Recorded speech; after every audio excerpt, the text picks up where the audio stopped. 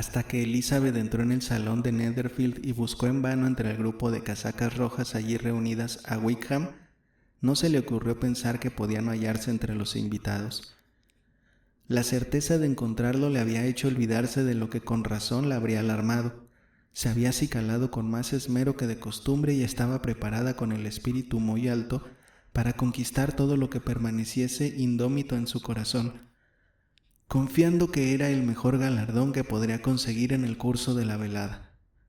Pero en un instante le sobrevino la horrible sospecha de que Wickham podía haber sido omitido de la lista de oficiales invitados de Bingley para complacer a Darcy.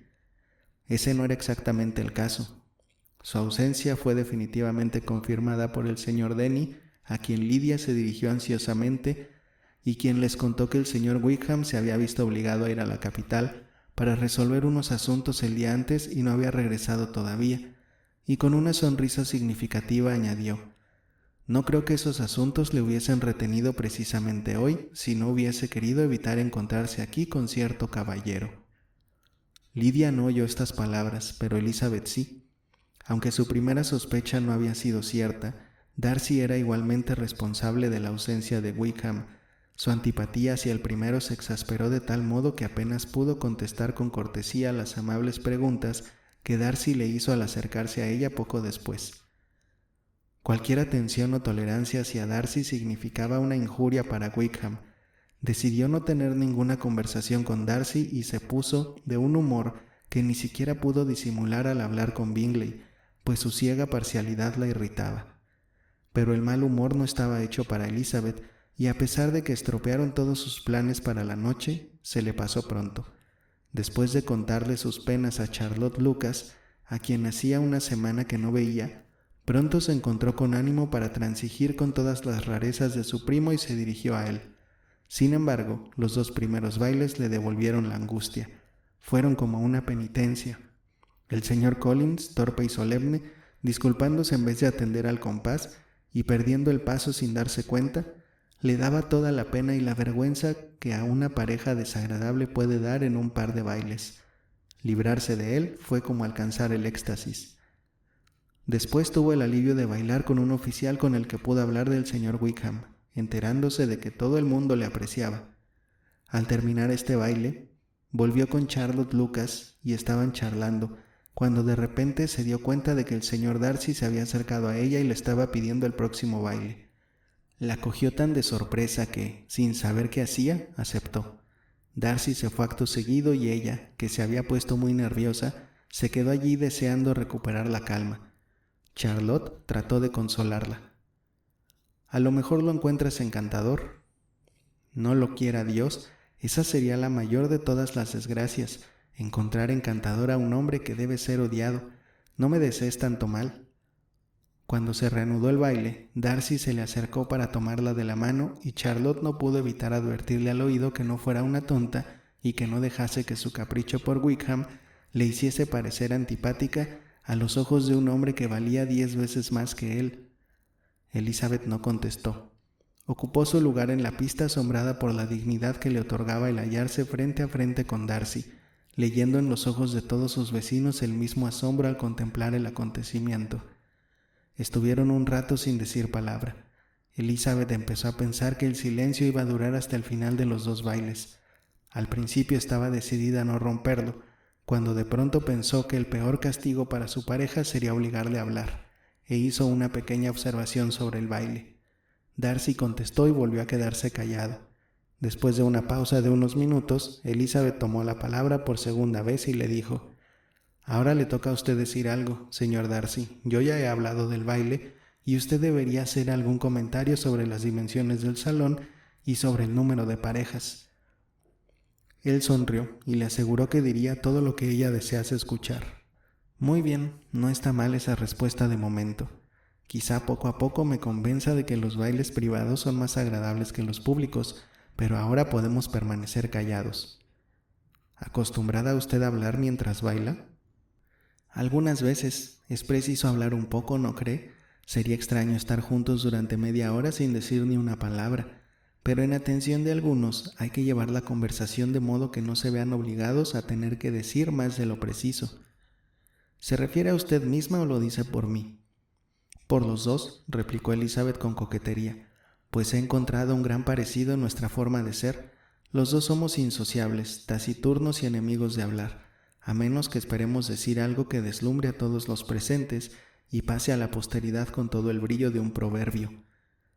Estoy seguro de que usted no es así. En cuanto a mí, no sabría decirlo. Usted, sin duda, cree que me ha hecho un fiel retrato. No puedo juzgar mi propia obra. Él no contestó, y parecía que ya no abrirían la boca hasta el finalizar el baile. Cuando él le preguntó si ella y sus hermanas iban a menudo a Meryton, Elizabeth contestó afirmativamente e incapaz de resistir la tentación, añadió: «Cuando nos encontró usted el otro día, acabábamos precisamente de conocer a un nuevo amigo». El efecto fue inmediato. Una intensa sombra de arrogancia oscureció el semblante de Darcy, pero no dijo una palabra. Elizabeth, aunque reprochándose a sí misma su debilidad, prefirió no continuar. Al fin, Darcy habló y de forma obligada dijo: «El señor Wickham está dotado de tan gratos modales que ciertamente puede hacer amigos con facilidad. Lo que es menos cierto es que sea igualmente capaz de conservarlos». «Él ha tenido la desgracia de perder su amistad», dijo Elizabeth enfáticamente, «de tal forma que sufrirá por ello toda su vida». Darcy no contestó y se notó que estaba deseoso de cambiar de tema. En ese momento Sir William Lucas pasaba cerca de ellos al atravesar la pista de baile con la intención de ir al otro extremo del salón, y al ver al señor Darcy se detuvo y le hizo una reverencia con toda cortesía para felicitarle por su modo de bailar y por su pareja. «Estoy sumamente complacido, mi estimado señor, tan excelente modo de bailar no se ve con frecuencia. Es evidente que pertenece usted a los ambientes más distinguidos. Permítame decirle, sin embargo, que su bella pareja en nada desmerece de usted y que espero volver a gozar de este placer, especialmente cuando cierto acontecimiento muy deseado, querida Elizabeth», mirando a Jane y a Bingley, «tenga lugar. ¿Cuántas felicitaciones habrá entonces? Apelo al señor Darcy. Pero no quiero interrumpirle, señor. Me agradecerá que no le prive más de la cautivadora conversación de esta señorita cuyos hermosos ojos me están también recriminando». Darcy apenas escuchó esta última parte de su discurso, pero la alusión a su amigo pareció impresionarle mucho, y con una grave expresión dirigió la mirada hacia Bingley y Jane, que bailaban juntos. No obstante, se sobrepuso en breve, y volviéndose hacia Elizabeth, dijo: «La interrupción de Sir William me ha hecho olvidar de qué estábamos hablando».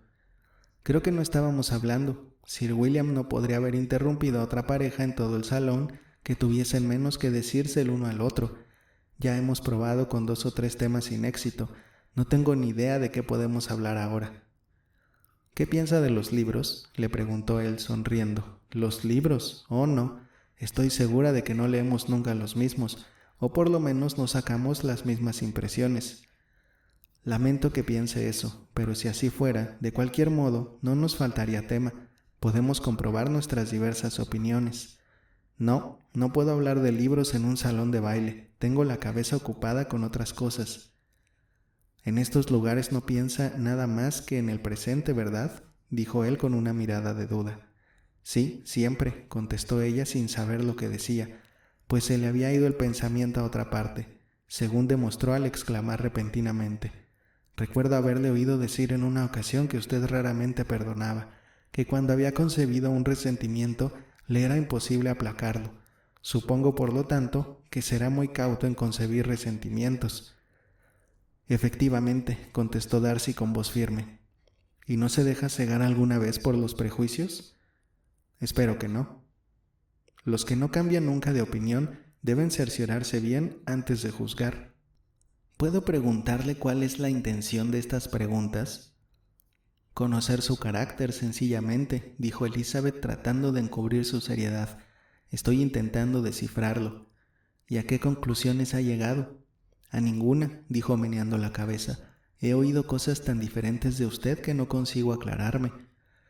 «Reconozco», contestó él con gravedad, «que las opiniones acerca de mí pueden ser muy diversas, y desearía, señorita Bennet, que no esbozase mi carácter en este momento, porque tengo razones para temer que el resultado no reflejaría la verdad. Pero si no lo hago ahora, puede que no tenga otra oportunidad».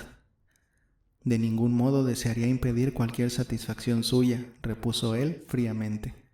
Elizabeth no habló más, y terminando el baile se separaron en silencio, los dos insatisfechos, aunque en distinto grado, pues en el corazón de Darcy había un poderoso sentimiento de tolerancia hacia ella, lo que hizo que pronto la perdonara y concentrase toda su ira contra otro.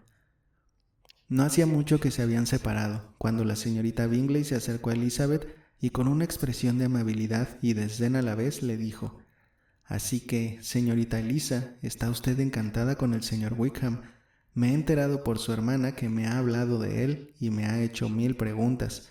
Me parece que ese joven se olvidó de contarle, entre muchas otras cosas, que es el hijo del viejo Wickham, el último administrador del señor Darcy. Déjeme que le aconseje, como amiga, que no se fíe demasiado de todo lo que le cuente, porque eso de que el señor Darcy le trató mal es completamente falso. Por el contrario, siempre ha sido extraordinariamente amable con él, aunque George Wickham se ha portado con el señor Darcy de la manera más infame. No conozco los pormenores, pero sé muy bien que el señor Darcy no es de ningún modo el culpable, que no puede soportar ni oír el nombre de George Wickham y que, aunque mi hermano consideró que no podía evitar incluirlo en la lista de oficiales invitados, él se alegró enormemente de ver que él mismo se había apartado de su camino. El mero hecho de que haya venido aquí al campo es una verdadera insolencia y no logro entender cómo se ha atrevido a hacerlo.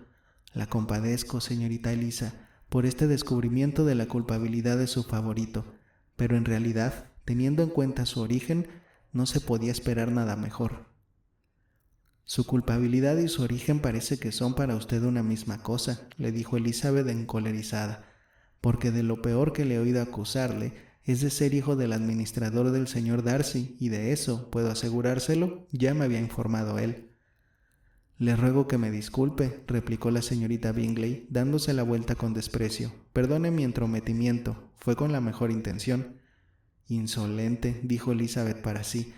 «Estás muy equivocada si piensas que influirás en mí con tan mezquino ataque. No veo en él más que tu terca ignorancia y la malicia de Darcy».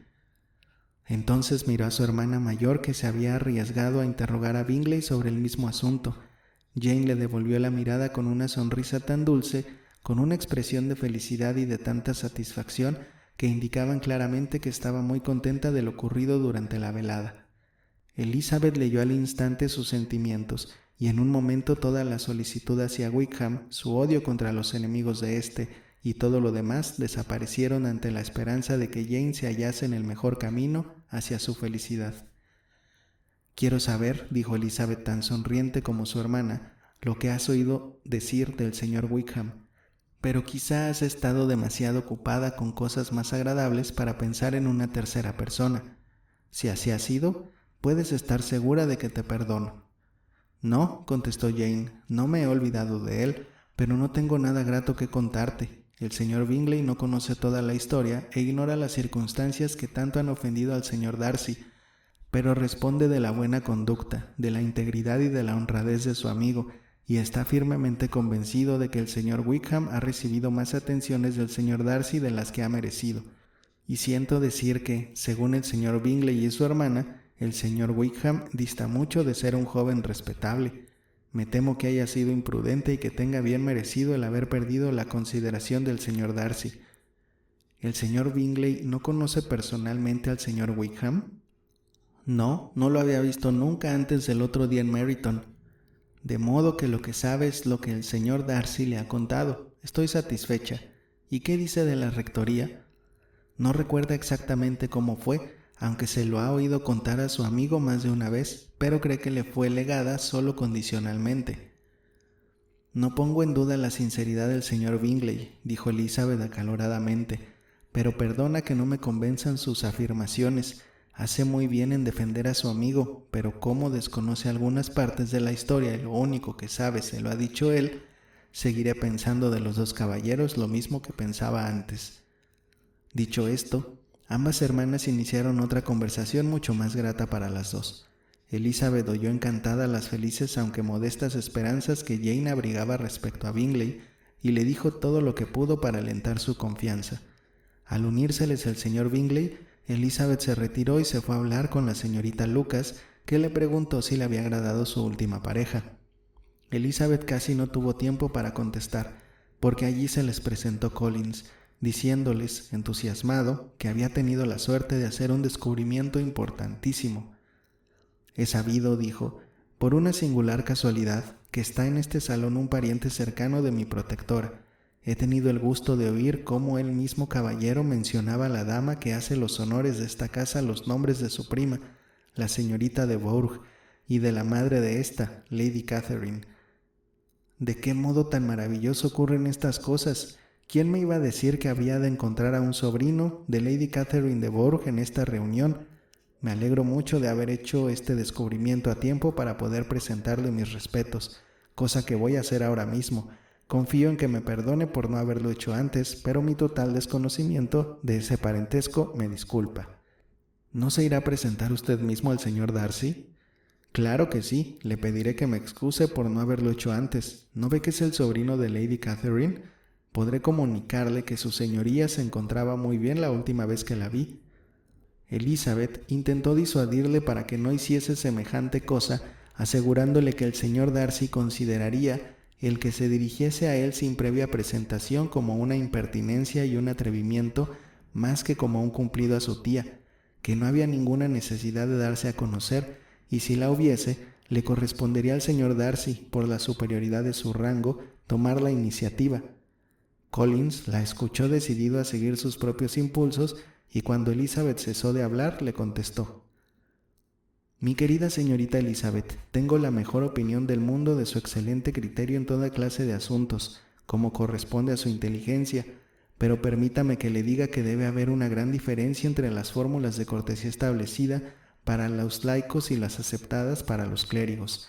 Déjeme que le advierta que el oficio de clérigo es, en cuanto a dignidad, equivalente al más alto rango del reino, con tal que los que lo ejercen se comporten con la humildad conveniente.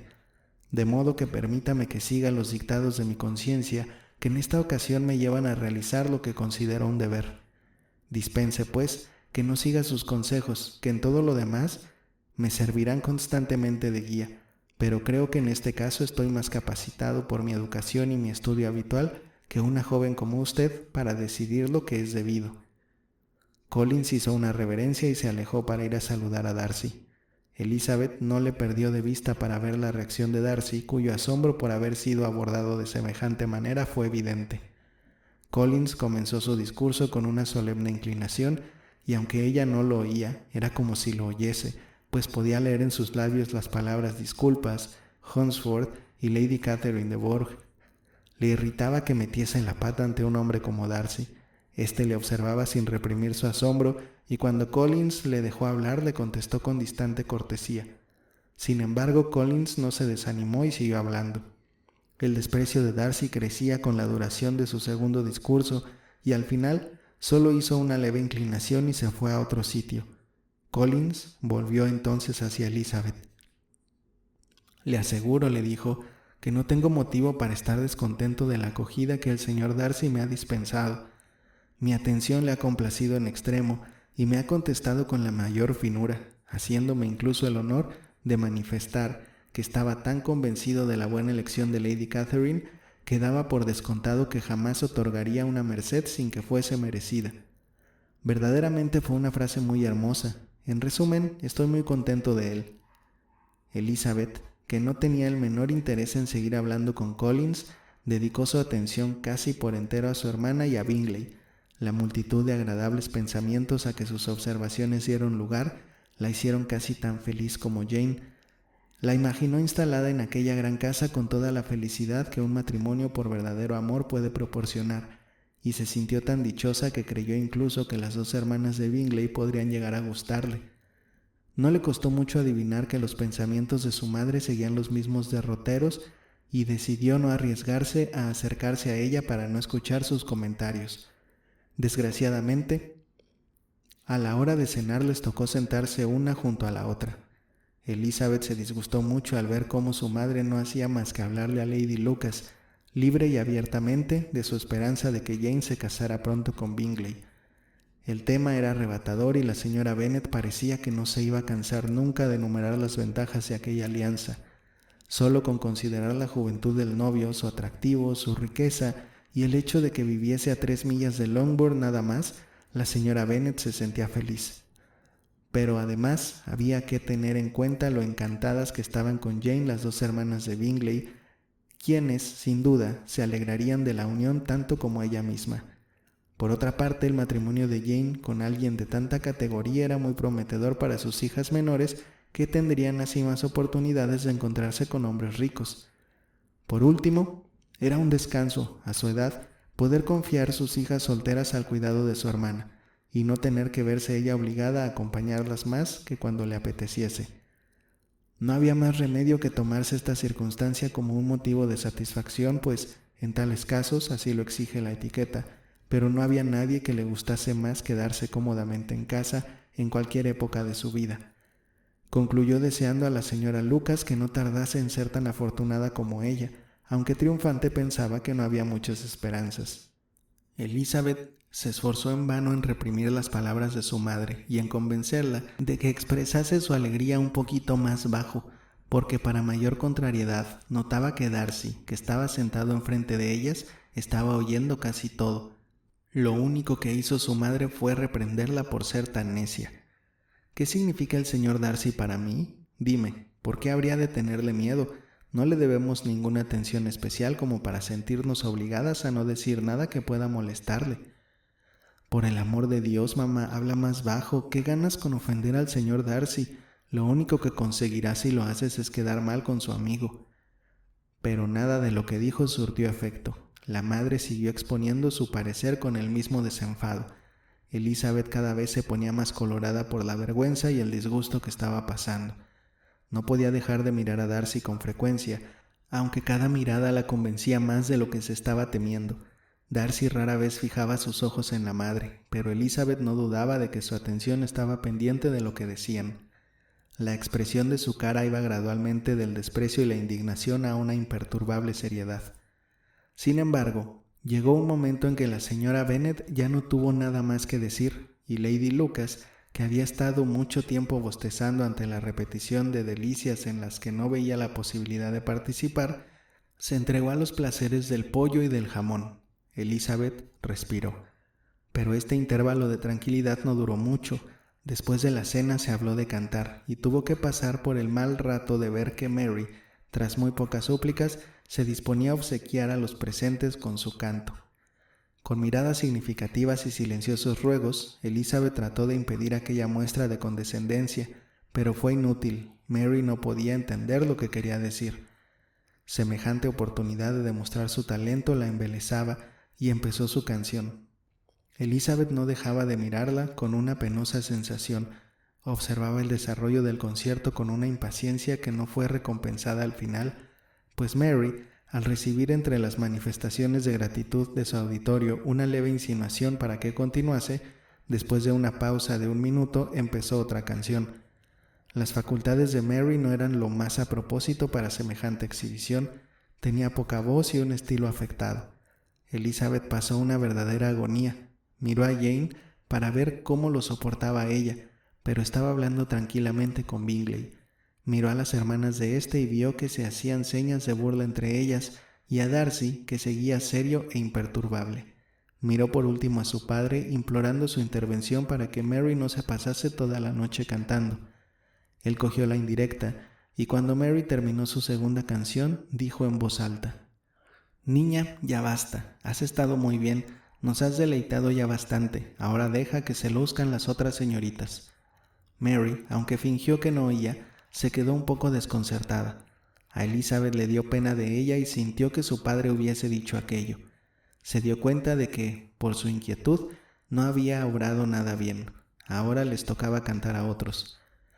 «Si yo», dijo entonces Collins, «tuviera la suerte de ser apto para el canto, me gustaría mucho obsequiar a la concurrencia con una romanza. Considero que la música es una distracción inocente y completamente compatible con la profesión de clérigo. No quiero decir por esto que esté bien el consagrar demasiado tiempo a la música, pues hay, desde luego, otras cosas que atender. El rector de una parroquia tiene mucho trabajo. En primer lugar, tiene que hacer un ajuste de los diezmos que resulte beneficioso para él y no sea oneroso para su patrón.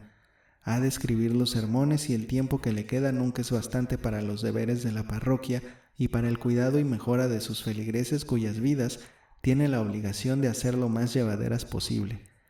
Y estimo como cosa de mucha importancia que sea atento y conciliador con todo el mundo y en especial con aquellos a quienes debe su cargo. Considero que esto es indispensable y no puedo tener en buen concepto al hombre que desperdiciara la ocasión de presentar sus respetos a cualquiera que esté emparentado con la familia de sus bienhechores. Y con una reverencia al señor Darcy concluyó su discurso, pronunciado en voz tan alta que lo oyó la mitad del salón. Muchos se quedaron mirándolo fijamente, muchos sonrieron, pero nadie se había divertido tanto como el señor Bennet, mientras que su esposa alabó en serio a Collins por haber hablado con tanta sensatez y le comentó en un cuchicheo a Lady Lucas que era muy buena persona y extremadamente listo.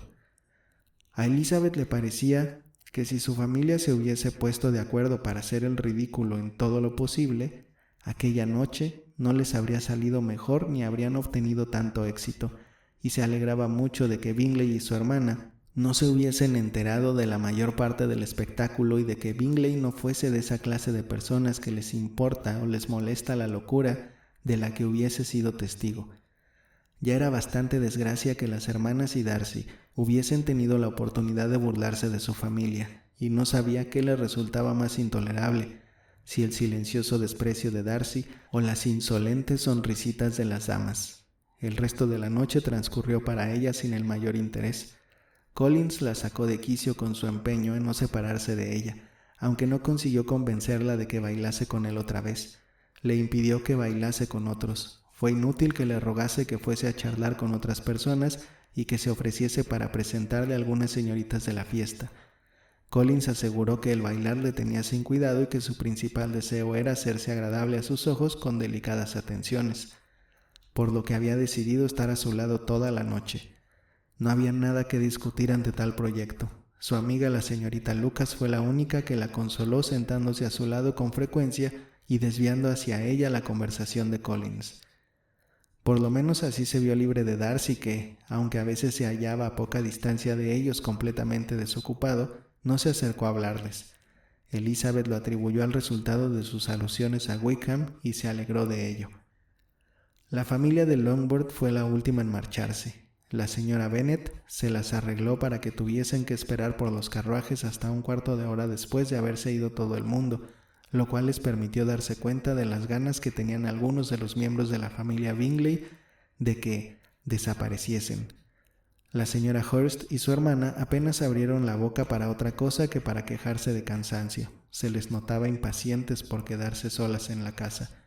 Rechazaron todos los intentos de conversación de la señora Bennet y la animación decayó, sin que pudieran elevarla los largos discursos de Collins felicitando a Bingley y a sus hermanas por la elegancia de la fiesta y por la hospitalidad y fineza con que habían tratado a sus invitados. Darcy no dijo absolutamente nada. El señor Bennet, tan callado como él, disfrutaba de la escena. Bingley y Jane estaban juntos y un poco separados de los demás, hablando el uno con el otro. Elizabeth guardó el mismo silencio que la señora Hurst y la señorita Bingley. Incluso Lidia estaba demasiado agotada para poder decir más que «Dios mío, qué cansada estoy», en medio de grandes bostezos. Cuando por fin se levantaron para despedirse, la señora Bennet insistió con mucha cortesía en su deseo de ver pronto en Longbourn a toda la familia.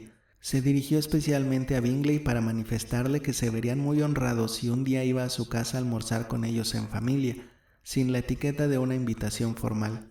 Bingley se lo agradeció encantado y se comprometió en el acto a aprovechar la primera oportunidad que se le presentase para visitarles, a su regreso de Londres, a donde tenía que ir al día siguiente, aunque no tardaría en estar de vuelta. La señora Bennet no cabía en sí de gusto y salió de la casa convencida de que, contando el tiempo necesario para los preparativos de la celebración, compra de nuevos coches y trajes de boda, iba a ver a su hija instalada en Netherfield dentro de 3 o 4 meses. Con la misma certeza y con considerable, aunque no igual agrado, esperaba tener pronto otra hija casada con Collins. Elizabeth era a la que menos quería de todas sus hijas, y si bien el pretendiente y la boda eran más que suficientes para ella, quedaban eclipsados por Bingley y por Netherfield.